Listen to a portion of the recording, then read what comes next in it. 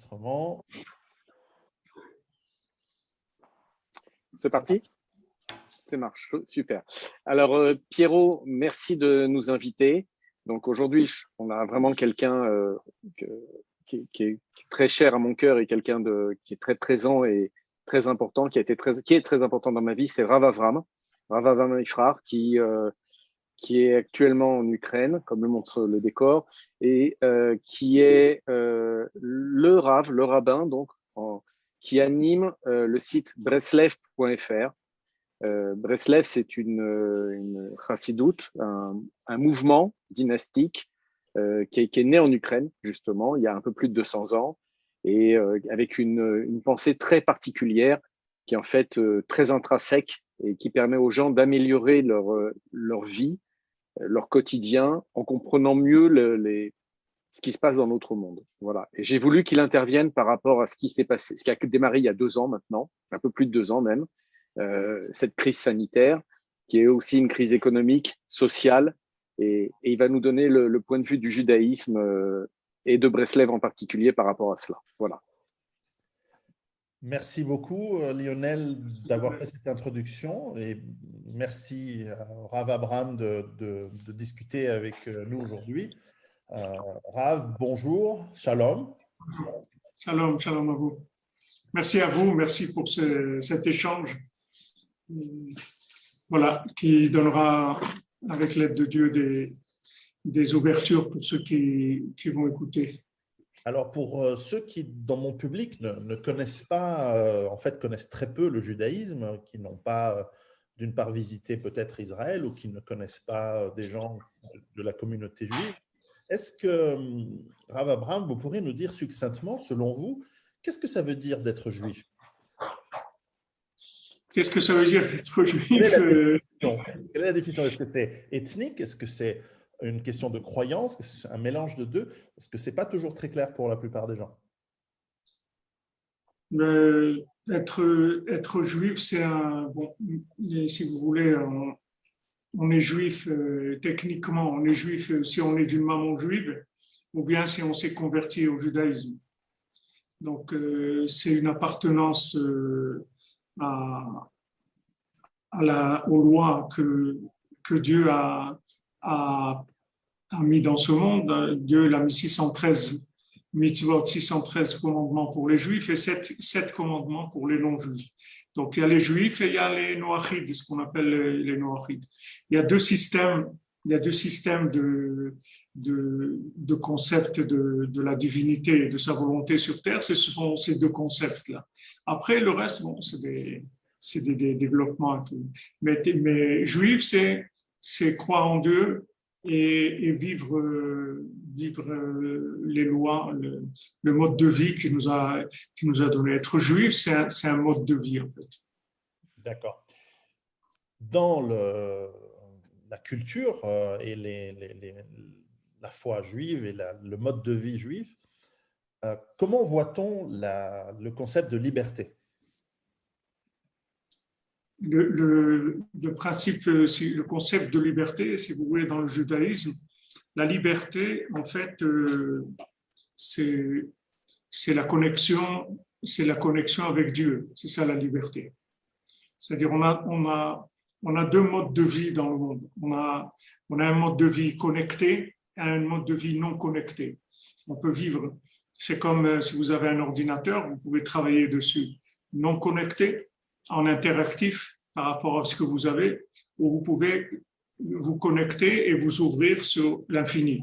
Donc, si vous voulez, nous, on conçoit la vie, la liberté, par la connexion avec Dieu. Parce qu'en fait, ce monde-là, c'est un monde qui est limité, qui est fermé. Et la seule possibilité d'en sortir, c'est de se connecter avec l'autre monde, avec l'infini. Donc, nous, notre vie, notre liberté, c'est la connexion. C'est-à-dire, plus on est connecté à Dieu, et plus on est libre. Moins on est connecté à Dieu, plus on va dépendre de l'interactif, c'est-à-dire on va aller en fin de compte vers l'esclavage dans la plupart. Même les gens qui dirigent les esclaves aussi sont des esclaves. C'est la théorie du maître et de l'esclave, c'est-à-dire tous ils vivent en dépendance. Nous, on est vraiment dépendants. Si on a foi, on est vraiment complètement indépendant, complètement libre. C'est-à-dire, on parle avec Dieu, c'est notre seule référence, c'est notre patron, c'est notre chef, c'est lui qui dirige le monde. Ce qu'on a à dire, à faire, ce qu'on vit, c'est que par rapport à lui. Ensuite, on échange avec les hommes, mais on est libre. D'accord.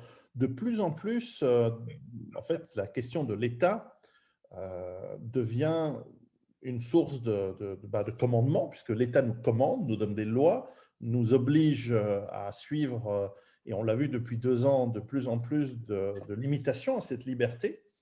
Et voilà, dans le monde juif, et je comprends qu'il y ait aussi beaucoup de manières de vivre son judaïsme en fonction, ce n'est pas la même chose à Jérusalem qu'à la plage de Tel Aviv, on est d'accord, Ouais. ça je comprends. Néanmoins, est-ce qu'il y a dans la foi religieuse judaïque une manière d'interagir avec l'État? Vous savez, dans le monde chrétien, il y a cette fameuse parole de Jésus qui disait rendons à César ce qui est à César. C'était utilisé pour dire il faut séparer en fait l'Église et le spirituel et le temporel et l'État. Est-ce que dans le judaïsme, puisqu'aujourd'hui existe un pays qui est Israël, mais aussi beaucoup de communautés juives évidemment vivent dans pratiquement tous les pays du monde, quelle est la vision, et c'est lié avec ma question précédente sur la liberté, face à un État qui dicte des lois et qui de plus en plus, dans certains cas, dicte des lois qui sont soit totalitaires, soit vraiment de plus en plus arbitraires? Comment est-ce dans le monde judaïque, on vit avec ce paradoxe ou cette dichotomie? Alors, si vous voulez, dans le judaïsme, la seule forme de pouvoir humain qui existe, c'est un roi. D'accord? C'est-à-dire, lorsqu'on a demandé à Dieu un roi, comme toutes les nations à l'époque, ils avaient des rois. Okay? Après, ça ne leur a pas plu, ils ont fait 1789, ils ont choisi autre chose. Okay? Et pour leur malheur, d'ailleurs, parce que le résultat, c'est des ouvriers qui dirigent d'autres ouvriers, donc ça donne pas, on voit ce que ça donne, le résultat, c'est vraiment pas terrible. Mais disons, à la base, les peuples avaient un roi. Le principe du roi, c'est un homme qui est entièrement soumis à Dieu, qui est un représentant humain de Dieu, en connexion permanente. D'ailleurs, dans le roi d'Israël, il doit avoir toujours sur lui un petit Sefer Torah, un mini Sefer Torah, qu'il a toujours sur lui, un livre dans lequel il y a tous les rouleaux de la Torah, mais en petit. Il l'a toujours sur lui, il est tout le temps connecté à Hachem. Et ce qui est important, c'est que le roi n'est pas élu par les hommes, il est élu que par Dieu. Il n'est pas élu, choisi par les hommes, c'est Dieu qui choisit les rois. Il a choisi le roi Shaoul, après pour les raisons qu'il n'a pas écouté, il a expulsé, il a choisi David, et après on a la descendance de David, et Mashiach lui-même, il sera un descendant de David Amelech. Il sera David. Excusez-moi, Mashiach, c'est juste précise parce que les gens ne savent pas, Mashiach c'est Messie. C'est le Messie, voilà, exactement. Donc nous, si vous voulez, la seule forme de pouvoir qui existe pour nous, c'est ça. Maintenant, tout le reste, après, c'est la popote, c'est-à-dire chacun il bricole comme il veut. Mais aujourd'hui, ce que vous avez en Israël, ça n'a rien à voir avec la Torah. C'est autre chose. C'est-à-dire, dans la Torah, il n'y a pas de président, il n'y a pas de Knesset, il n'y a pas de gens qui sont là pour voter des lois. Les lois, elles sont là déjà. On n'a pas besoin de personnes qui votent des lois. Toutes nos lois, elles sont là dans tous les détails. On n'a pas besoin d'autres gens pour amener des nouvelles lois autres. Maintenant, s'il y a des gens qui doivent prendre des décisions par rapport aux situations, alors ce sont des gens qui interprètent la loi divine et qui l'adaptent à la réalité. C'est pour ça qu'on a besoin de gens qui soient des gens vraiment connectés à la loi divine pour nous donner la parole divine qui correspond à l'attitude. Mais si vous voulez, le pouvoir chez nous, c'est que le roi, c'est que la royauté. Mais même pour les nations, c'est comme ça. Mais ils ont choisi à un moment de mettre en place la République. Et bon, aujourd'hui, on est en train un peu de démouler le gâteau. Et les résultats, il y en a qui vont à Ibiza, il y en a qui... Je vois que vous suivez les nouvelles, plus que moi, mais je vois de quoi vous parlez. Alors, justement, le peuple juif, au sens très large, habite et a vécu à travers presque toutes les nations, depuis en tout cas depuis Titus. Et cette diaspora, et puis aussi Israël depuis 1948, vivent dans en fait, des régimes politiques et même des sociétés extrêmement différentes. On pense aux Juifs du Yémen, c'est très différent que les Juifs d'Irak, que les Juifs du Maroc ou que les Juifs en Angleterre, en Russie, vous êtes en Ukraine. Et au fil des années, les régimes changent. On est passé du régime tsariste, par exemple, en Ukraine, en Russie, aux soviétiques, et puis aujourd'hui à des formes plutôt démocratiques, etc. Comment est-ce qu'on arrive à garder le fait de suivre ces mitzvot, ces lois, dans des systèmes qui changent d'une géographie à l'autre, d'une nation à l'autre? Et comment est-ce que, et en fait c'est deux questions en l'une, comment est-ce que l'on peut continuer à la fois à garder cette foi et cette manière de vivre, mais aussi de contribuer à la nation dans laquelle on vit, je l'espère et je pense que vous aussi, en bien, et de ne pas être perçu comme contribuer en mal. Vous savez, il y a eu évidemment beaucoup de persécutions, d'une perception réelle ou imaginaire en tout cas, de mauvais comportements de l'ensemble, mais peut-être aussi d'une minorité. Donc comment est-ce qu'on arrive et vous verrez ma question d'après, pourquoi, comment est-ce qu'on arrive à créer, à s'adapter à ça? C'est un art que le peuple juif est peut-être l'unique au monde à avoir développé. Alors, si vous voulez, pour répondre à votre question, le fonctionnement, si vous voulez, c'est de ce qu'on appelle Derech Eretz, c'est-à-dire le fonctionnement de ce monde. Et il dépend d'abord de la racine, c'est-à-dire il faut qu'on se mette d'accord de où on va. Si on est d'accord de là où on va, alors on commence à discuter sur le comment. Mais si on n'est pas d'accord sur le pourquoi, où on va, et le comment, il a plus tellement de... Vous comprenez, si on n'est pas d'accord sur la direction, sur la finalité, c'est très difficile de gérer après les moyens, puisqu'on ne va pas au même endroit. Donc les moyens, après, ils vont être complètement différents. Mais si vous voulez, la Torah, ce qu'elle nous demande, c'est de fonctionner par rapport aux règles qui sont instituées dans les pays. En général, ce ne sont pas des choses qui viennent en opposition. Et quand c'est vraiment en opposition, alors c'est la Torah qui prendra le dessus. Par exemple, si on doit pas travailler le Shabbat, on doit faire Yom Kippour, ou on doit manger d'une certaine façon, ça nous est imposé. Et on trouvera comment gérer ça en obtenant des accords pour que le Shabbat, on ne travaille pas, pour que le Kippour, on ne travaille pas, pour qu'on mange cette chose, pas telle chose, qu'on ait des écoles où on apprend, où on rajoute des programmes, qu'on ait des écoles indépendantes, etc. Bon, il y a des domaines dans lesquels il n'y a pas d'ambivalence, c'est pas polyvalent, disons, comme mais le reste, on fonctionne tout à fait normalement dans les sociétés. C'est-à-dire que, si vous voulez, là où il y a un problème, c'est quand les gens ne sont pas d'accord sur le but de la vie. C'est surtout sur ça qu'on doit se mettre d'accord. Parce que je pense que quand on est d'accord sur le but de la vie, qu'on y arrive en bicyclette ou en avion ou en train ou à la nage, je veux dire, c'est pas tellement important. Au contraire, on s'entraide, on échange, etc. Mais là où il y a problème vraiment, c'est quand on n'est pas d'accord sur la direction. C'est quand il y a une idéologie. Voilà, c'est les questions d'idéologie. S'il y a de la foi, c'est-à-dire si les gens croient en Dieu et pensent qu'on est dans ce monde par la volonté de Dieu, que c'est Dieu qui a créé ce monde et que Dieu nous aime et il a créé ce monde parce qu'il nous aime et il veut nous amener à une évolution de nous-mêmes en le connaissant, puisque plus on va le connaître et plus on va se parfaire. Alors, si on est d'accord sur cette base, après on avance. Sinon, il n'y a pas d'échange possible parce qu'on n'a pas choisi la même orientation. Si je peux me permettre, je vais donner juste un petit exemple. En France, il y a un des candidats dont on parle beaucoup, qui, je crois, veut supprimer l'abattage rituel en France.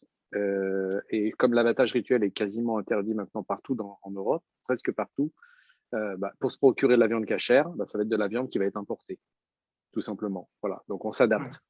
Maintenant, ce qu'a voulu dire le Rav Avraham, c'est quand il y a une idéologie par exemple, comme tu as parlé de l'Empire soviétique, donc comme le communisme, alors oui, ça pose un vrai problème.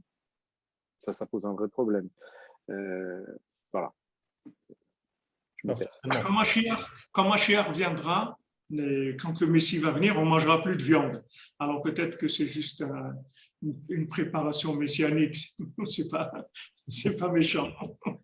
Alors justement, là où la question qui suit est liée en fait à quand ça ne fonctionne pas, c'est-à-dire lorsque d'une manière ou d'une autre, la communauté juive ne peut plus vivre dans une nation parce que soit elle est trop persécutée ou soit les règles sont trop contraignantes. On peut imaginer,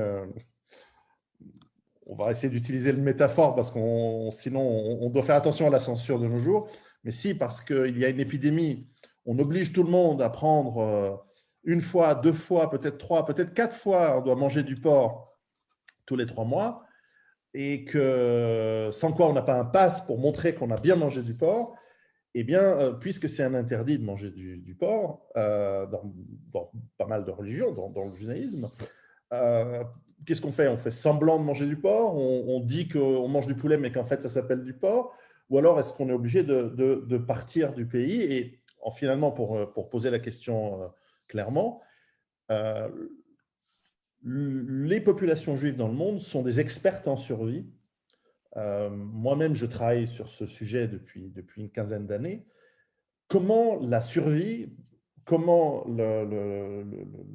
l'approche de quitter un pays, de pouvoir se réinstaller ailleurs, de se réinventer, tout en gardant justement sa foi et ses modes de vie qui sont millénaires, qui sont anciens, eh bien, quelle expérience vous pourriez partager avec nous autres dans ce domaine très important qui est la survie? Écoutez, dans le fonctionnement, si vous voulez, par rapport aux différents pouvoirs, aux différents modes de vie, c'est très personnel parce que vous allez avoir des gens qui vont vivre sur le mode de Maran, si vous voulez. C'est-à-dire que ils vont avoir deux façons de vivre. Ils vont avoir une façon qui est la façon fonctionnelle par rapport à la société. Ils vont avoir leur vie intime et personnelle.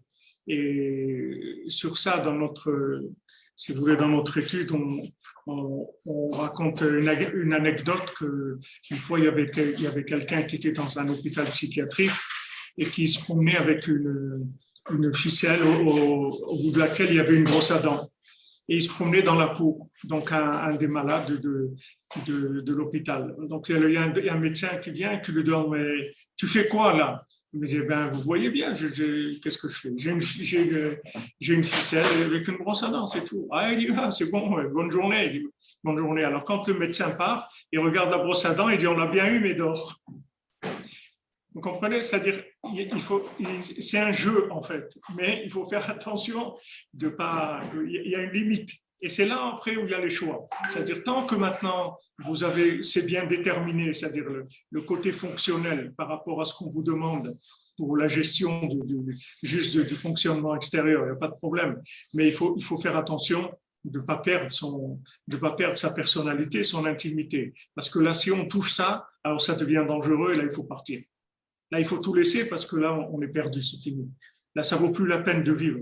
C'est-à-dire, si on a porté atteinte à notre identité, notre intimité, la vie n'a plus de sens. C'est-à-dire, tant que ça, c'est possible, on continue. Ce n'est pas possible, on s'en va. Et même si on habite en Israël, je veux dire, c'est n'importe où dans le monde. Ça dépend de la situation de l'individu. C'est très personnel.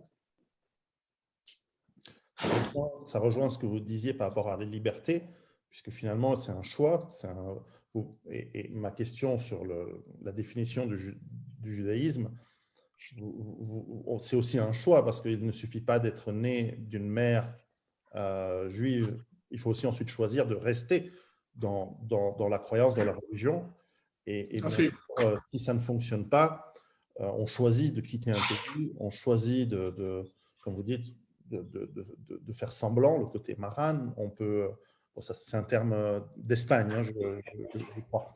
Et donc, aujourd'hui, la question se pose, je crois pas seulement pour les Juifs, mais aussi pour toute la population humaine du monde, c'est que face à des dictatures qui sont, ce n'est plus juste faire semblant de mettre un uniforme, là, il s'agit de faire peut-être des modifications sur son propre corps qui peuvent être dangereuses. Alors, celui qui croit dans la vie au l'au-delà, peut-être il peut prendre le risque de mourir, mais celui qui peut-être n'y croit pas ou qui n'a pas envie de mourir, cette question, elle est vitale, forcément. Comment est-ce que, justement, dans l'enseignement que vous avez, que vous donnez à vos disciples, à vos élèves, comment est-ce que l'on fait face à la tyrannie? Comment est-ce que l'on fait face à l'arbitraire? Comment est-ce que l'on fait face avec les ressources limitées de simples êtres humains? Nous n'avons pas des armées, nous n'avons pas, ou pas encore, nous n'avons pas des forces militaires physiques, alors que justement les dictatures, elles ont la force de l'État en général, et elles nous imposent, elles nous déportent, elles nous tuent parfois. Dans l'histoire, c'est courant. Et comment est-ce qu'on garde le cap et surtout l'espoir? Alors, regardez, dans le pouvoir qui n'est pas un pouvoir d'un roi, c'est un pouvoir de république. D'accord. Toute république, elle fonctionne d'après les votes, d'après les voix des gens. Donc, le vrai pouvoir, c'est le peuple. Ces gens-là, ce sont des représentants du peuple. Le problème, c'est qu'on se trouve confronté à un manque de connaissance et de prise de conscience du pouvoir de l'individu. C'est-à-dire, les gens ne savent pas que c'est eux qui ont le pouvoir. Eux, ils pensent qu'ils sont des esclaves d'un système et que si le système ne leur donne pas ça ou ça et ça, s'il ne leur donne pas l'accès au magasin, ils pourront plus aller faire des courses. Mais non, les magasins, c'est eux. Le pouvoir, c'est eux. C'est-à-dire que maintenant, individuellement, chacun a le pouvoir. Et s'il décide de plus voter pour ce pouvoir, et s'il décide d'arrêter le fonctionnement, il peut arrêter tout le fonctionnement et changer complètement. Mais pour ça, il faut que les gens aient confiance en eux. C'est ce qu'on développe. Nous, on développe la confiance dans l'individu, c'est-à-dire de savoir que j'ai le droit à la vie et à la liberté. Et cette vie et cette liberté, ce n'est pas le gouvernement qui me la donne, c'est Dieu qui me la donne. Et cette vie-là, il n'y a personne qui pourra me l'enlever. Il peut y avoir des dictatures, des armées, tout ce qu'on veut. Si Dieu décide que c'est comme ça, ça serait comme ça. J'ai confiance en lui, je suis engagé par rapport à lui. Et maintenant, si un système veut me détruire, alors soit je trouve comment passer au travers, soit je quitte, je vais ailleurs, soit tout simplement je m'arrête. C'est-à-dire tout ce qui se passe là, c'est uniquement parce que les gens ils n'ont pas confiance en eux. Si les gens ils avaient confiance en eux et qu'ils disent, les amis, on arrête de travailler, il n'y a plus d'avion, il n'y a plus de bus, il n'y a plus de magasins, il n'y a plus de médecins, il n'y a plus rien, on arrête, c'est tout. On s'assoit, on arrête. S'il y a ça, tout change. Parce que le pouvoir, c'est bien du peuple, il n'y a pas de ces gens-là. Et ces gens-là, c'est le résultat des gens qui les ont élus. C'est eux qui les ont élus. Ils ont donné leur voix et pour dire, voilà, on choisit un tel ou un tel ou un tel. C'est eux qui ont fait ce choix-là. Et si les gens décident de prendre leurs responsabilités, parce qu'en fait, c'est reporté sur quelqu'un, mais on peut prendre nos responsabilités, on dit non, ça ne me convient pas. Je dis, moi, je ne veux pas qu'on vaccine mes enfants, on ne veut pas ça. Alors mes enfants, ils n'iront plus à l'école, c'est tout. On va faire des écoles à la maison, on va commencer avec ma voisine, moi je sais enseigner les maths, l'autre c'est ça, on est libre. Tant que les gens n'ont pas cette conscience-là, on ne peut pas avancer. Et en fait, tout ce qui se passe là dans le monde, c'est pour redonner confiance à l'homme et le remettre en face de ses responsabilités, de ses vraies responsabilités. Et de ne pas se reporter sur on a un gouvernement, on a quelqu'un à l'Élysée qui s'occupe de nous, on peut être tranquille. Il ne s'occupe pas de nous du tout et on n'est pas tranquille du tout. On est tranquille quand on prend notre responsabilité, alors on est tranquille pour nous et notre famille, nos enfants et toute l'humanité en fait. On est à notre place, vous comprenez ? On est clair, on peut se regarder à la glace, on n'a pas honte. On n'a trahi personne, on n'a pas triché, on est clair avec nous-mêmes. Mais si maintenant on commence à se vendre pour du confort, pour de la sécurité, pour ça, alors bien sûr, ils connaissent tous les faiblesses de gens. Ils font peur aux gens, ils les affolent. Attention, Poutine, il arrive, attention ça, très grave. On fait peur à des gens, il y a une variante. Mais en fait, cette variante, elle a tué quelqu'un. Non, mais c'est quand même une variante, c'est très grave. Non, mais ça fait quoi? Non, mais c'est pas grave. Le principal, c'est que vous sachiez, c'est très grave. C'est-à-dire faire peur aux gens tout le temps pour les maintenir tout le temps sous pression. Ce sont des techniques qui sont très anciennes, mais elles marchent tout le temps. Nous, on veut libérer l'homme de l'intérieur. C'est-à-dire que l'homme ait conscience que c'est un homme libre. Sa vie n'appartient à personne sur Terre. La vie, le principe de la vie, il n'y a personne qui l'a défini encore dans ce monde, qui a été capable de donner la vie à quelqu'un ou d'enlever la vie à quelqu'un d'une façon autre que quand Dieu décide. Dieu décide, c'est le seul. Moi, je m'adresse à lui et je prends mes responsabilités. Et ce qui n'est pas en accord avec la vie, tout simplement, je le refuse. Et j'ai le droit. Et j'ai même pas non seulement le droit, j'ai le devoir. C'est des paroles de grande sagesse et à la fois de pragmatisme. Excusez-moi. Non, Спасибо. Excusez-moi. Je vous écoute. Dans cette démarche que vous décrivez, il y a fondamentalement, pour pouvoir savoir prendre des décisions, une démarche de recherche de vérité. Et il me semble, je n'ai pas tout lu, il me semble que dans différents textes qui sont à la base de la religion juive, notamment dans le Talmud, il y a d'abord cette approche que les choses positives, elles ont aussi un aspect négatif, et heureusement, les choses négatives ont aussi un aspect négatif, parce que la vérité, elle n'est jamais que bonne ou que mauvaise, elle a les deux aspects. Comment, dans votre approche, cette recherche de la vérité nous permet de faire ces bons choix? Ce que vous demandez, c'est comment la recherche de la vérité nous permet de faire les bons choix? Ou inversement, pour faire les bons choix, comment est-ce qu'on fait pour déterminer la vérité, évidemment dans l'approche judaïque? Là, si vous voulez, la vérité, c'est la base de la vie, du monde. C'est-à-dire tout ce qu'il y a dans ce monde fonctionne avec la vérité. Un fruit fonctionne avec la vérité, un animal il fonctionne avec la vérité. Le seul qui a un problème et qui peut tout inverser, c'est l'homme. Mais le reste, la nature, elle est là. L'homme, il essaye d'inverser, mais la nature est là. C'est-à-dire, naturellement, l'homme va vers la vérité. L'homme aime la vérité. C'est naturel, parce que tout ce qui est autour de nous, c'est que de la vérité. Tout ce qui vient vers nous, c'est que de la vérité. Et si une personne est honnête et sincère par rapport à l'endroit où elle se trouve, peu importe où elle se trouve, si la personne est sincère par rapport à elle, elle va arriver à la racine de là où elle se trouve. Il y a de la vérité partout, que ce soit dans le sport, que ce soit dans la politique, que ce soit dans le travail, que ce soit dans les rapports humains. La vérité, il y en a partout. Seulement, il faut être honnête et il faut aller au bout de ses idées, c'est tout. Il faut aller au bout. Ok, tu as choisi, tu dis que ta vérité, c'est ça. Okay. C'est très bien. Va au bout. Et si tu vas au bout de ta vérité, tu vas voir que tu vas retrouver ton voisin et l'autre, et que tu vas voir que tout le monde est là. En fait, parce que tout le monde cherchait la même chose seulement par rapport à l'endroit où il se trouvait, c'est tout.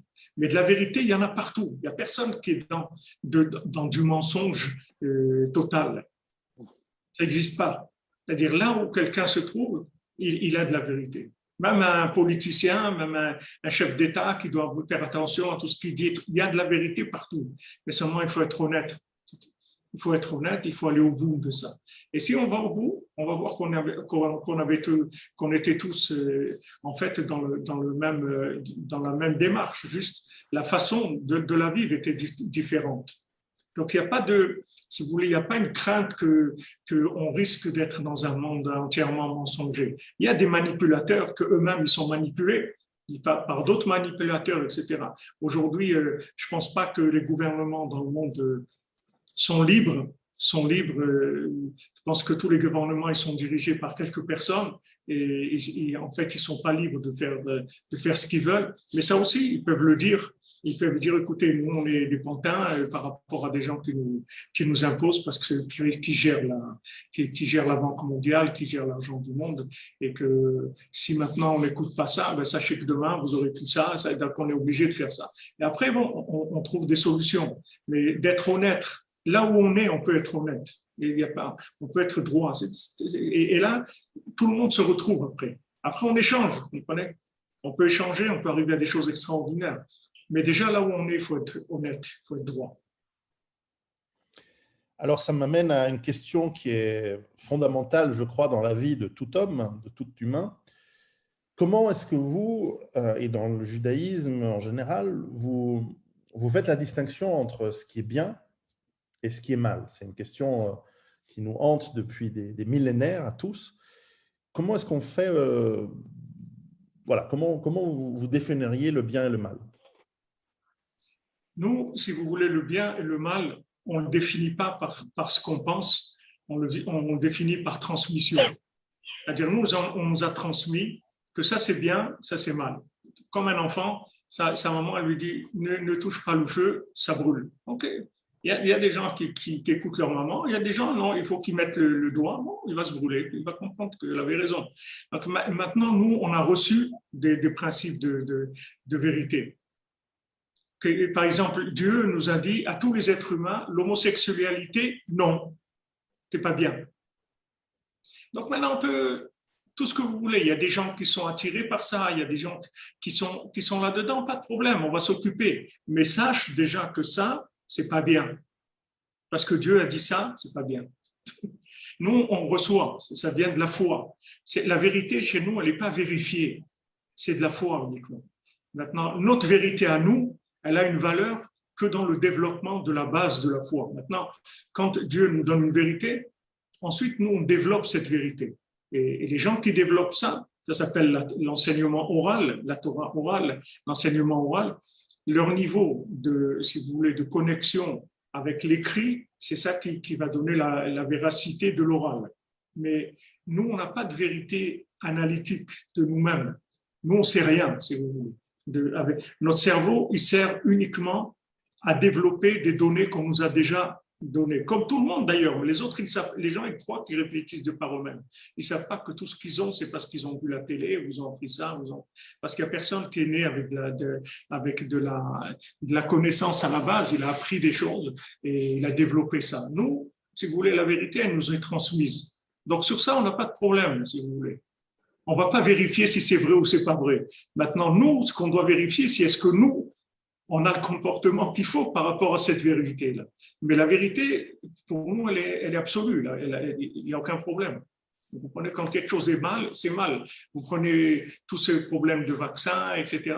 C'est très simple. C'est-à-dire, chez nous, c'est très simple. Du moment où c'est quelque chose qui n'est pas vérifié comme étant quelque chose de valable, et qu'en plus, il y a très peu de chances que quelqu'un meure de ce virus-là. Il n'y a aucune raison de prendre ce vaccin. C'est même interdit de prendre ce vaccin. Voilà, il y a eu, je ne sais pas si c'est des fake news ou pas, mais quelqu'un au tribunal de Versailles qui est décédé après la 4e dose et qui avait des assurances vie, beaucoup d'assurances vie, un monsieur de 72 ans, je crois. Et je ne sais pas si c'est vrai. Hein. J'ai reçu ça, je ne veux pas, parce que je reçois tellement de trucs que je ne peux pas. Mais disons, c'est une histoire. Disons qu'elle peut être vraie ou pas.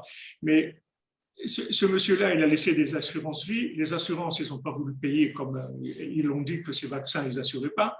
Donc, la famille a porté plainte et le tribunal a dit non. En fait, il a pris un vaccin en sachant que ce vaccin peut entraîner sa mort. En fait, il s'est suicidé. Le tribunal a tranché qu'il s'est suicidé.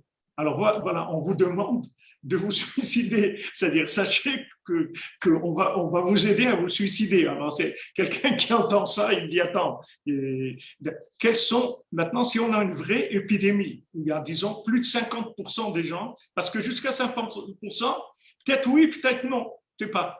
Mais si ça dépasse 50, même 51, alors là il faut que je fasse quelque chose. Alors maintenant, voilà, je te propose quelque chose qui est pas sûr, Mais de toute façon, là, tu prends des risques énormes parce que 51% des gens, ils sont en train de mourir. Donc ça, je ne peux pas te garantir que ça marche, mais voilà, tu fais ton choix. Alors là, je réfléchis. Mais si je ne suis pas dans ce cas de figure, puisque maintenant 99% des gens, ils ne meurent pas de ce. Il n'y a même pas à réfléchir, c'est-à-dire il n'y a rien, il y a rien du tout. C'est quelque chose de complètement, c'est un fantasme total, c'est quelque chose de complètement imaginaire. Pour nous, c'est comme ça, c'est très simple. C'est-à-dire, il n'y a pas tellement de débat à discuter, il y a rien, en fait, il n'y a rien. Il n'y a rien, c'est une affaire commerciale comme n'importe quoi. On va te faire croire que tu as besoin d'une trottinette pour te vendre une trottinette ou n'importe quoi. C'est quelque chose de nouveau, un nouveau produit, on a besoin de le vendre. On va essayer de te faire croire que tu en as besoin.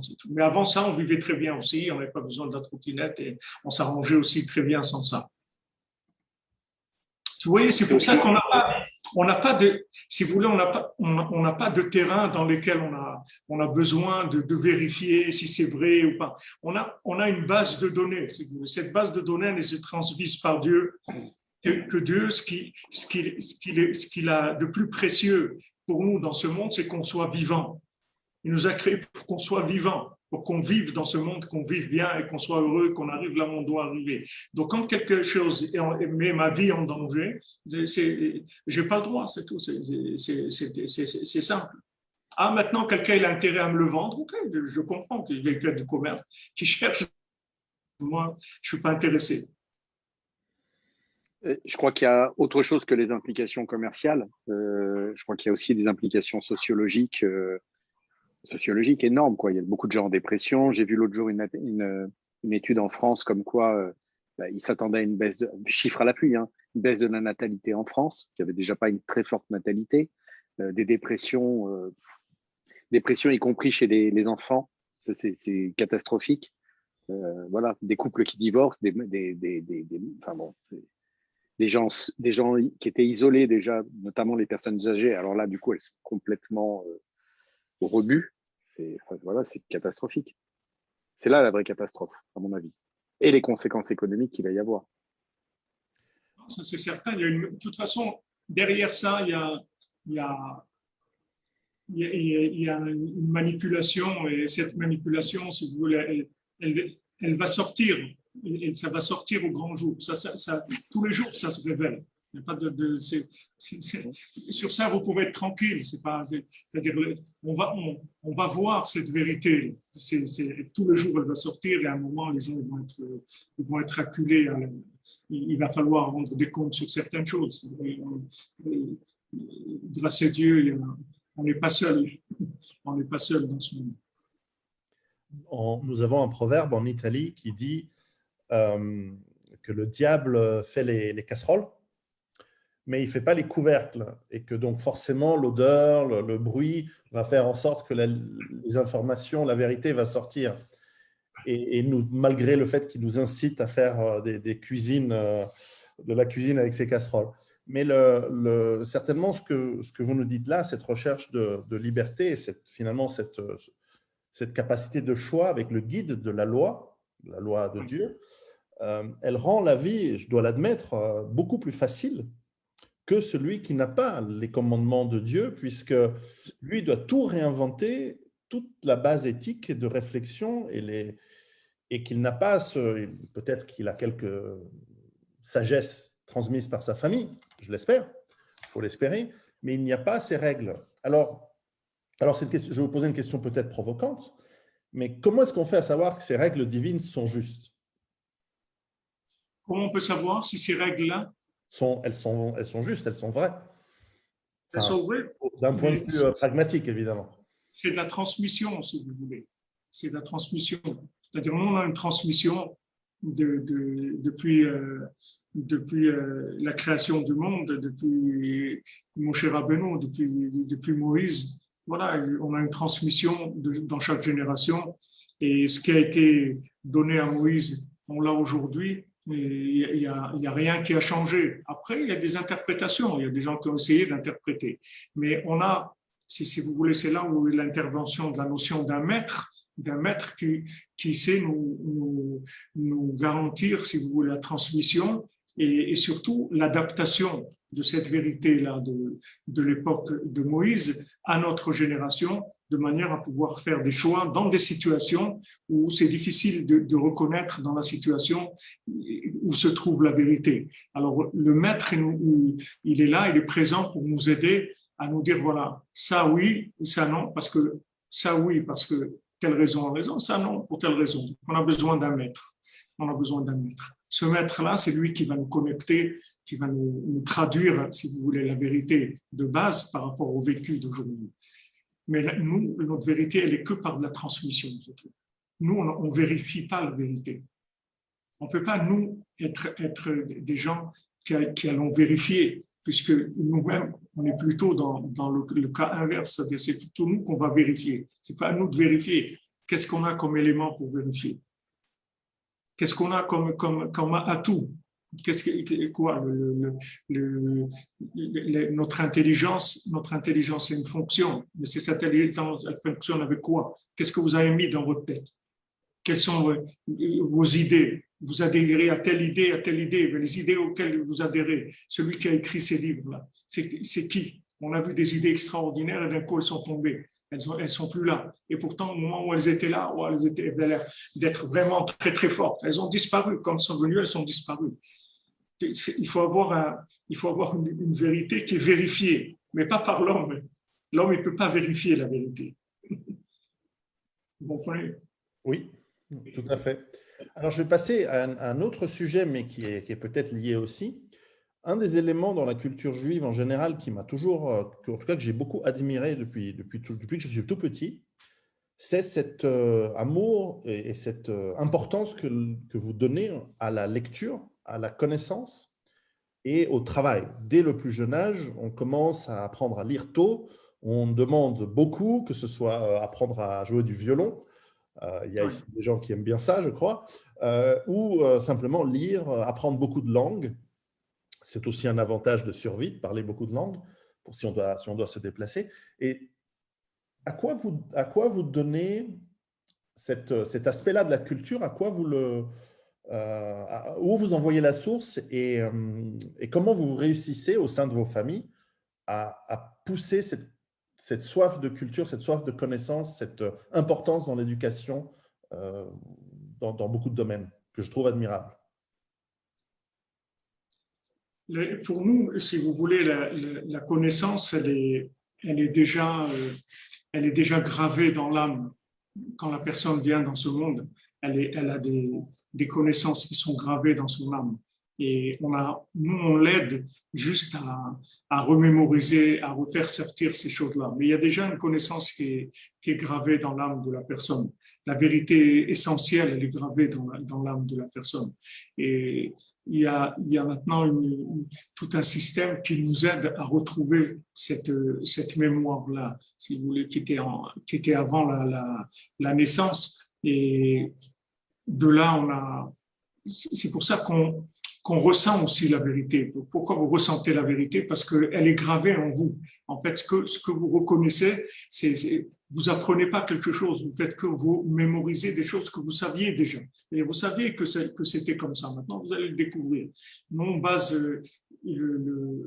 si vous voulez, beaucoup la vie sur l'étude, mais aussi beaucoup sur la communication, beaucoup sur la prière et la communication. C'est très important pour nous de prier, c'est en connexion avec Dieu et avec les individus aussi, parce que pour nous, chaque individu est unique et il a un message unique aussi. Il a une façon unique de vivre sa vérité à lui. Chacun a sa vérité à lui, puisque chaque âme est unique. Quand vous avez une ADN unique ou des empreintes uniques, pourquoi les gens ils ont pas les mêmes empreintes? Parce que chacun est unique. Donc maintenant, du moment où chacun est unique, on va échanger parce que ça m'intéresse de savoir comment ils voient les choses. On va s'enrichir par l'échange, si vous voulez. Mais le principe de la vérité, on est gravé à la base. C'est-à-dire, quand on vient dans ce monde, on sait déjà. On sait tout en fait. Seulement, on l'a oublié à la naissance. Après, on retrouve cette mémoire-là. C'est pour ça que c'est sécurisé quelque part. Et quelqu'un qui est honnête, il ne va pas se perdre. Il ne va pas se perdre parce qu'il a, au fond, il va entendre des choses qu'il a déjà entendues et ça va le tranquilliser. Il a au fond de lui des choses qu'il sait que c'est vrai. Il le sait, il ne peut pas l'expliquer parce que ce n'est pas logique, mais il le sait déjà. Il n'a rien découvert. Ce n'est pas quelque chose maintenant qui est du nouveau. C'est juste, on se rappelle, c'est tout de la vérité. Intéressant. C'est comme ça qu'on fonctionne. Vous savez que c'est exactement le même concept que dans les religions païennes d'Europe, où on a cette idée, il y a cette idée, bon, je ne suis pas de ces religions-là, mais il y a cette idée que l'on connaît déjà tout, et simplement on doit se rappeler et qu'on doit éveiller en nous ces rappels par toutes sortes de manières. Ça remonte à des temps très anciens. C'est intéressant. Alors, nous avons un public de francophones. Parmi eux, il y a des juifs de France, de plein d'autres pays, en Israël et puis aussi dans d'autres pays, qui nous écoutent, qui vous écoutent aujourd'hui. Et peut-être vous avez un message à leur transmettre dans ces périodes qui sont difficiles. Vous savez, j'écris des livres qui disent qu'à partir de 2020, nous entrons dans un monde très turbulent, très difficile et très dangereux.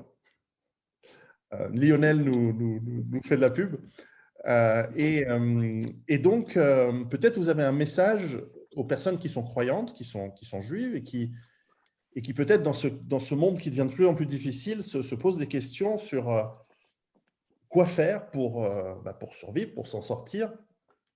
Parce que nous avons vécu 70 ans de temps assez facile comparé à ce qu'il y avait avant. Vous vivez en Ukraine, vous le savez mieux que moi. J'ai visité l'Ukraine et vous savez à quel point il y a 75 ans, il y a 80 ans, il y a eu des périodes incroyablement brutales, barbares, terribles en Ukraine et en Russie et en Pologne, évidemment. Et je ne sais pas si on va vers des temps qui sont similaires, mais en tout cas, on va vers des temps difficiles et on est dans des temps difficiles. Est-ce que vous aurez un message pour ceux qui nous écoutent, d'ailleurs pas forcément que pour les personnes juifs en général, pour comment bien naviguer ces prochaines années pour pas trop souffrir, ou en tout cas pour apprendre de ces souffrances, s'il doit y en avoir?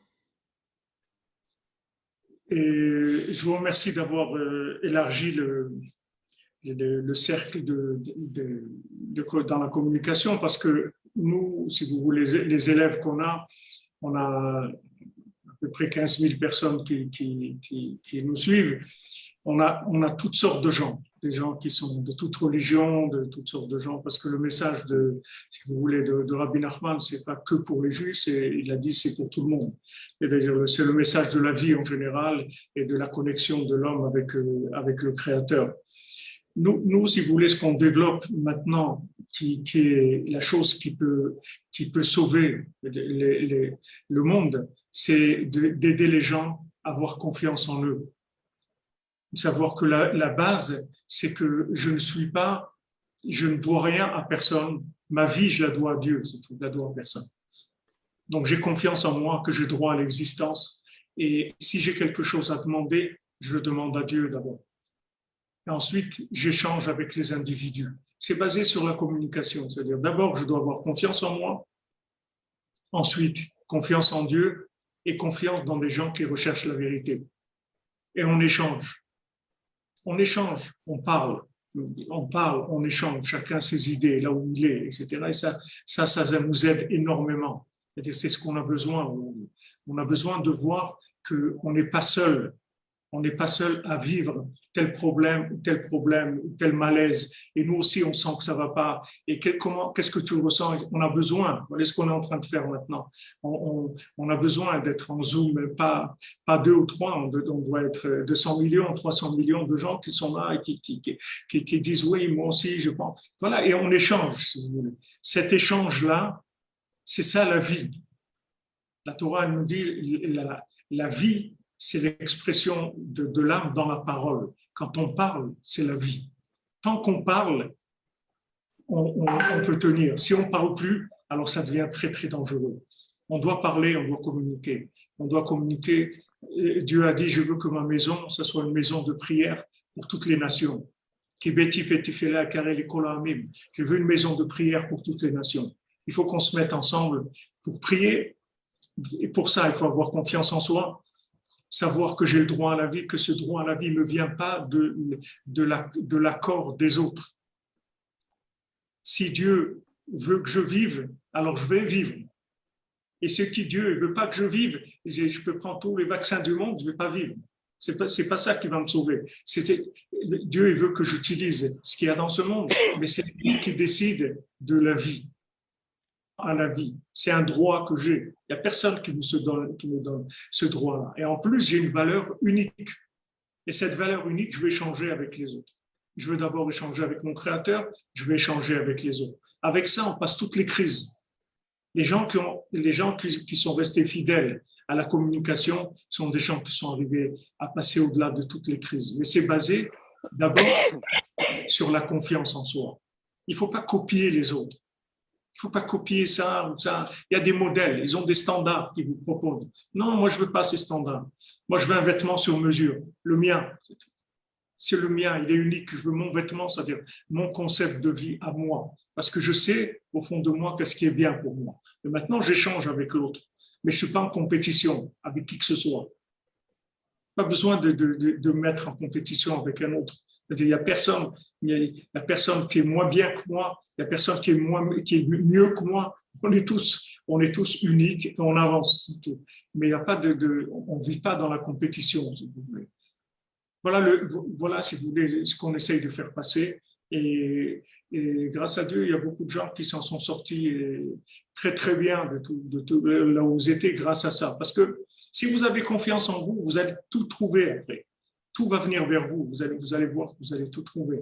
Mais il faut que vous démarriez par ça. D'être certain que j'ai le droit à la vie et ce n'est pas quelqu'un qui va décider si je vais vivre ou pas. C'est Dieu qui décide. J'ai le droit à la vie. Il m'a amené dans ce monde. C'est lui qui m'a fait naître. C'est lui qui va m'emmener le moment où il décidera que j'aurai terminé. Mais il n'y a personne qui a droit sur ma vie. J'ai moi-même le droit à la vie parce qu'elle vient de Dieu. Et ensuite, on communique. Et voilà, avec ça, avec l'aide de Dieu, on s'en sort. Et on ne va pas vers des périodes, sachez qu'on ne va pas vers des périodes difficiles. Apparemment, c'est difficile. Vous allez voir, ça va être merveilleux. On va vers des moments de bonheur qu'on n'a jamais vécu, qu'on ne savait pas du tout que ça existait. Là, on est en train de passer par la déstabilisation pour nous débarrasser de tous les virus qu'on avait, et surtout les virus mentaux. On est en train de nous déstabiliser pour nous enlever toutes nos fausses croyances. On croyait dans les gouvernements, on croyait dans l'OMS, on croyait dans celui-là, on croyait dans l'autre. Tout ça, on est en train de nous l'enlever. Il faut qu'on croie d'abord en nous. J'ai envie de dire, j'ai envie de dire Inch'Allah, comme on dit en France, j'espère que vous avez raison. Et d'ailleurs, en étant optimiste, je pense que vous êtes dans le juste, c'est-à-dire que dans les périodes qui ont l'air, comme vous dites, en apparence difficiles, on retrouve le courage de dire non, comme vous le disiez tout à l'heure, et de dire non à ceux qui nous oppriment avec aucune force, parce qu'en fait, leur force, elle est inexistante. Ce sont des tigres de papier, les gouvernements et même les armées aujourd'hui. Ce n'est pas les armées de l'Allemagne de 1941. Ça n'a rien à voir. Et en plus, ils n'ont pas la même idéologie, ils n'ont pas la même méchanceté qu'à cette époque-là. C'est un autre monde. Et peut-être la seule difficulté, c'est que nous avons justement un manque de connaissances, un manque d'éducation chez les personnes aujourd'hui. On le voit même chez les dirigeants de la plupart des pays. Aujourd'hui, ce sont des gens qui n'ont pas lu de livres, jamais. Ils ont 3 livres dans leur vie, qui ne connaissent rien à rien et qui se prétendent de nous donner des conseils de vie, qui prétendent nous obliger, alors que ce sont des gens qui sont des incultes. Ce sont des gens, ils ont un niveau d'éducation. Des pantins, Pierrot. Ce sont des pantins, des marionnettes. Voilà, alors, dernière question que tu me tends la perche, je ne pensais pas à cette question-là, mais dans les oligarques du monde, qui sont les marionnettistes, à moins qu'il y ait un marionnettiste encore plus haut, mais ça, c'est en dehors de mes compétences. Alors, dans les marionnettistes, on le voit dans beaucoup de pays, il y a des marionnettistes qui disent être juifs. On ne va pas donner de nom, mais je pense qu'on voit tous de qui on veut parler dans chacun des pays. Alors, ma question pour vous, c'est comment ces gens qui se prétendent juifs et qui sont si différents des paroles de sagesse que vous venez de dire aujourd'hui, comment est-ce qu'au sein de la communauté juive, on peut faire, ou même à l'extérieur, on peut faire pression pour les remettre à reprendre raison, à revenir dans un droit chemin, si on veut, et de cesser de faire en fait ce mal et arrêter de faire du mal. Et d'abord, le système de pression, ça ne marche pas avec la vérité. La vérité, elle doit être consentie par la personne. Donc, dès que vous utilisez la pression, vous mettez la personne en défensive et en situation d'agressivité, de protéger. D'accord? Donc, nous, il y a nous, on n'utilise pas du tout de pression, pas de rigueur, pas de pression, pas d'oppression, pas du tout. Nous, on échange. On échange. Quand on échange, on va faire grandir la personne. On va la faire sortir de tous les masques qu'elle a mis. Parce que les gens, ils ne savent pas qu'ils ont des déguisements et des masques, ils en ont des centaines. Ce n'est pas un masque, ils ont des centaines de déguisements. Vous en enlevez un, c'est comme les poupées russes. Vous ouvrez, il y en a une autre dedans. Jusqu'à vous trouver une toute petite qui est perdue au fond, là, toute petite, elle fait 3 mm de haut. Et c'était elle qu'on cherchait. Mais elle était avant, elle paraissait très grosse. Mais elle était, en fait, alors cet individu, au fond de lui, il a une arme. Cette âme, elle hurle. Cette âme, elle hurle de vérité. Seulement, il a des couches et des couches et des couches et des couches. Maintenant, comment on va le libérer? C'est que par la communication, la gentillesse, l'amitié, l'amour de la vie, l'amour de Dieu, et d'avoir confiance que l'homme est foncièrement bon parce qu'il a été créé par Dieu. Donc, sa véritable identité, c'est d'être bon. Maintenant, il a beaucoup de couches là-dessus, alors on va l'aider en parlant avec lui.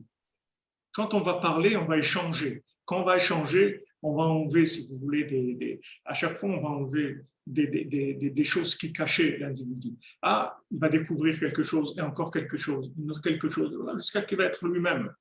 Mais on n'utilise pas du tout. Rabbi Nachman, il est contre toute forme de pression, ni dans l'éducation, ni dans l'enseignement, ni dans la transmission de la vérité. Et Dieu, s'il voulait amener les gens à la vérité par la pression, ça ne prendrait même pas une seconde. Ça ne prendrait même pas une seconde, ça serait réglé. Mais il ne veut pas. Il ne veut pas qu'on le reconnaisse par pression. Il veut qu'on le reconnaisse par amour de la vérité, par consentement, par notre libre arbitre, si vous voulez, qui est la chose la plus précieuse que Dieu ait, qu'on fasse nos choix. Donc, en fait, il n'y a pas des gens mauvais, il y a des gens perdus. Ils sont perdus. Et en général, les dirigeants qu'on a, ce sont les plus grands paumés de la terre. Ils sont plus perdus que l'épicier du coin. L'épicier du coin, il est beaucoup plus proche de lui que les dirigeants. Ces gens-là, ils sont entourés de conseillers. Ils sont pas eux-mêmes du tout. C'est tout des jeux, c'est que du cinéma. Il n'y a rien, il n'y a pas l'individu. Vous pouvez le voir dirigeant et tout, et la nuit, il va pleurnicher dans son lit parce qu'en fait, il est perdu. Il est complètement perdu. Il y a besoin d'échanger jusqu'à ce que la personne elle naisse à travers la parole, c'est-à-dire le bien qu'il y a en elle, il se révèle. Mais pour nous, l'homme est foncièrement bon parce qu'il est créé par Dieu. Maintenant, il a mis des vêtements de méchants, des intérêts, de l'argent, du pouvoir. Tout ça, ce sont des masques. Mais derrière tout ça, il y a l'individu dans sa bonté et dans sa perfection, si vous voulez, par rapport à lui-même. On l'aide par la communication uniquement, juste en parlant. Il n'y a aucune pression à utiliser parce que dès que vous passez dans la pression, vous allez dans le déguisement. Chacun va se déguiser. On va être libre, parler, c'est tout. Il est libre, tu peux parler. Tu peux parler. Je me souviens quand j'étais à Toulouse à l'université, il y avait les mouvements occitans à l'époque. Je ne sais pas si aujourd'hui aussi c'est continu, mais il y avait des messages sur les rues. Ils écrivaient en occitan Asdreu à la parole, parle. Tu as le droit à la parole, parle. Parle. Alors on commence par. Ouais, on a des cercles d'affinités d'abord, de gens qui ont des affinités. Ils commencent par parler avec eux.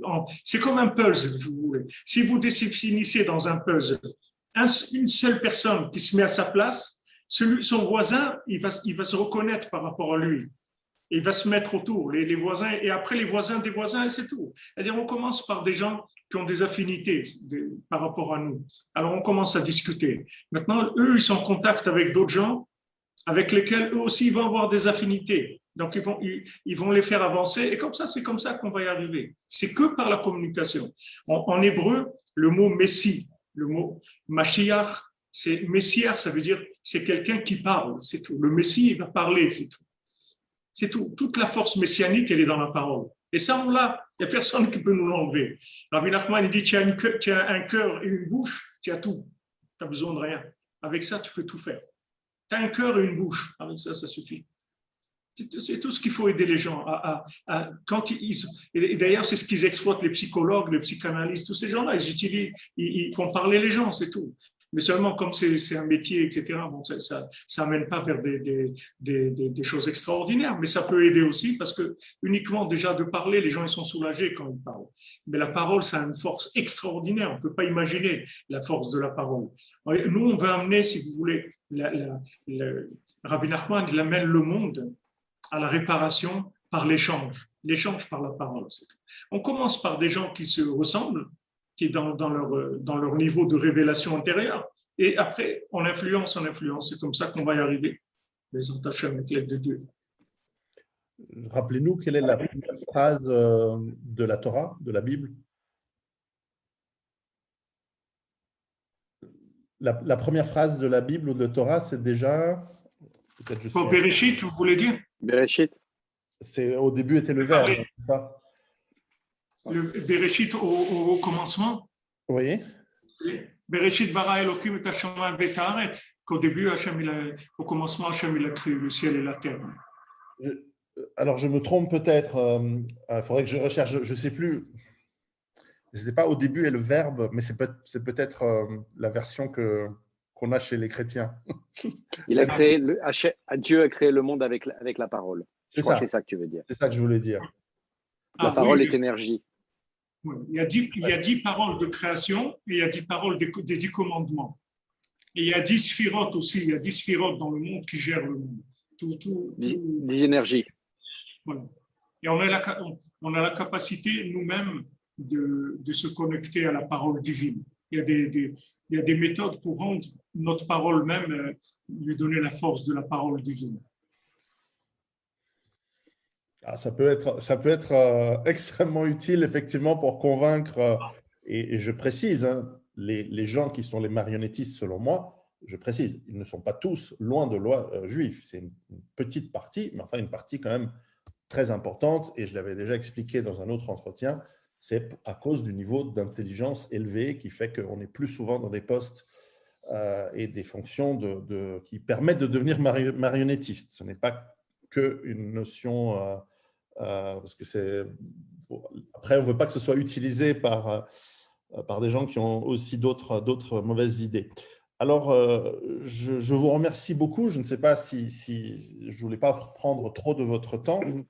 Peut-être, Lionel, tu peux nous permettre de conclure, ou est-ce que tu as quelques remarques ou questions à ajouter? Oui, je voulais rebondir sur ce qu'avait dit le Rav Avram. Donc, deux choses, en fait. La première chose, je voudrais que tu mettes, si c'est possible, le lien vers sa chaîne YouTube, qui a déjà beaucoup d'abonnés, et son site web aussi, parce qu'il le mérite. Et je pense que ça aide, enfin, je le sais, ça aide beaucoup de gens, et pas forcément des gens qui sont juifs. On a aussi des musulmans, on a des chrétiens, des gens qui découvrent.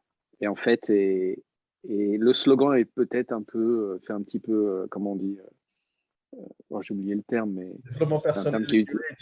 Oui, voilà, développement personnel, j'écoute, ma vie change, mais non, c'est vrai. C'est la vérité de la vérité. Voilà. Là, ce que je voulais dire, le Rav Avram et je l'avais dit dans une vidéo précédente, il y a un vrai message d'espoir et positif. Et d'un optimisme qui n'est pas des petits trucs bleus ou je ne sais pas quoi. C'est que cette période par laquelle on passe, c'est bas les masques, on enlève les couches de vêtements, un petit peu comme un oignon, on enlève les couches petit à petit, et on voit bien la science auquel des gens croyaient, ça a été bafoué, l'information, elle est bafouée, les médias sont manipulés, les algorithmes, c'est une rigolade. Les gens sur lesquels on pouvait penser compter dans les républiques, c'est juste des guignols. Mais en fait, tout ça, le vrai message, c'est un petit peu les contractions, comme une maman quand elle enfante, ça se rétrécit, c'est difficile, il y a un stress, mais ça amène vers ce qu'on appelle la délivrance, c'est-à-dire l'enfantement. Voilà. C'est tout ce qui me concerne. Et je vous remercie tous les deux d'avoir fait ce live auquel je vous remercie pour ce moment qu'on a pu échanger. Et voilà, si vous voulez, quand on peut, on refait, si vous voulez, une séance avec on échange, parce que c'est ça qui va nous délivrer vraiment. Les gens, ils échangent. Des montagnes ukrainiennes que vous avez derrière vous, aux plaines suisses que j'ai derrière moi. Je vous remercie chaleureusement pour ces mots de sagesse et de lien et d'espoir. Nous sommes tous sur une même planète. Il y a beaucoup de gens la question sur le bien et le mal, c'est une question que j'imagine évidemment est trop vaste pour simplement couvrir en quelques minutes, mais nous devons œuvrer pour le bien en parlant et en liant les gens, parce que ça évite les grandes catastrophes. Au moins, on peut les ralentir. Peut-être vous me direz que seul Dieu décide, mais en tout cas, nous pouvons les influencer, et les réduire pour qu'il y ait moins de mal quand on voit des souffrances infligées. Et malheureusement, en ce moment, elles sont infligées à des enfants, à des êtres innocents qui n'ont pas choisi, elles n'ont pas encore compris, et leurs parents ou l'influence font qu'aujourd'hui, on leur fait du mal dans le monde entier, dans plein de domaines, pas seulement celui auquel on a fait allusion. Mais en tout cas, c'est un message de paix et de dialogue que j'encourage et que j'espère pouvoir refaire à une autre occasion. Et encore une fois, merci. Amen. Amen. Merci, M. Pierrot, merci. Et bonne continuation, et voilà, continuez votre travail. Et voilà, nous, on dit aux gens, on veut vous aider à être vous-même. La vérité, elle est en vous. Soyez vous-même. Faites avancer le vous. C'est ce que votre identité profonde. Faites-la avancer. Merci beaucoup. Bonne soirée.